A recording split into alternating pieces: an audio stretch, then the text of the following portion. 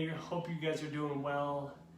We just put out a blog on optimizing your social distancing workout, and we're seeing a ton of people on social media doing a lot of great things at home or in open spaces just to keep themselves physically active, and we love that. But that over an extended period of time can get boring, and then our bodies are just amazing in the way that they adapt to a certain stimulus repeated over and over again. And so we wanted to suggest some different ways to maybe change up your workout or mix things up so your body does not adapt and doesn't ever get boring.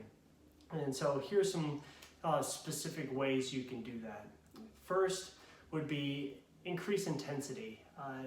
We see a lot of people who are doing a lot of push-ups now, which are great, but you can decrease or increase the intensity depending on what angle you're doing the push-ups at. Where your feet are elevated, it increases the intensity, or when your hands are elevated, it decreases the intensity. Secondly is change the prescription. So if you're traditionally more of a 3 sets of 10 type of person, consider stretching it out to more 15 reps. Or if you're increasing the intensity, maybe decrease the repetitions, increase the actual sets.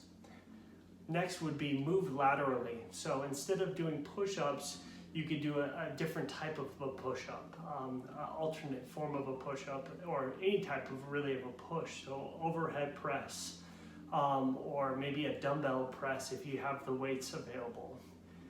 Next would be change the exercise order. So typically if we're doing exercises repeated one after the other, you typically start with the compound movements first, so the big movement, so like a bench press or a push-up first, and then you go into the tricep extension. But consider switching that up, starting with more of the tricep extension, burning out the triceps, then moving towards the push-ups. Some other simple ways to change up your workout is to manipulate the rest times. So what we find is that when we get into those fatigued states quicker, those repetitions are more efficient. So consider decreasing the rest time so you hit that fatigue point during your set a lot faster.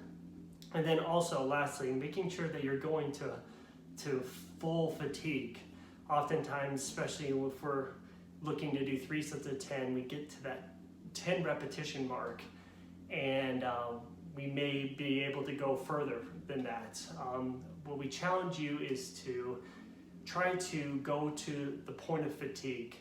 What we talk about in our clinic is going to where you feel like you have 2 repetitions left in the bank, 2 repetitions of good form left in the bank. So those are some ways you can manipulate or optimize your home program, especially when you don't have a lot of equipment.